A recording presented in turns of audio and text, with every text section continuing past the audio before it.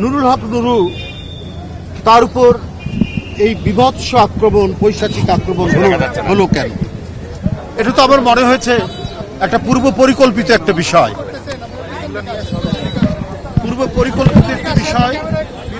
যে তাকে টার্গেট করা হয়েছে আঘাত করার জন্য, এবং উদ্দেশ্য ছিল একেবারে মেরে ফেলার।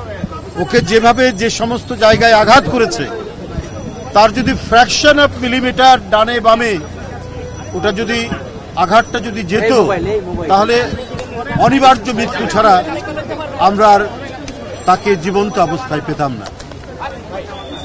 চিকিৎসকবৃন্দ ওখানে কর্তব্যরত যারা চিকিৎসক রয়েছেন তারা বলেছেন তার সংখ্যা এখনো কাটেনি, আরো বেশ কিছু ঘন্টা তাকে পর্যবেক্ষণের মধ্যে রাখতে হবে।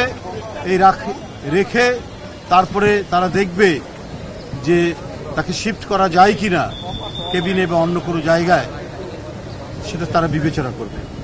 আমি যতটুকু গুরুতর তার আঘাতগুলো দেখেছি বা যত জেনেছি, এবং এর আগে এত অসংখ্য আঘাত তাকে করা হয়েছে, 22 বার হামলা হয়েছে, বগুড়া থেকে শুরু করে বিভিন্ন জেলায় যেখানে গেছে।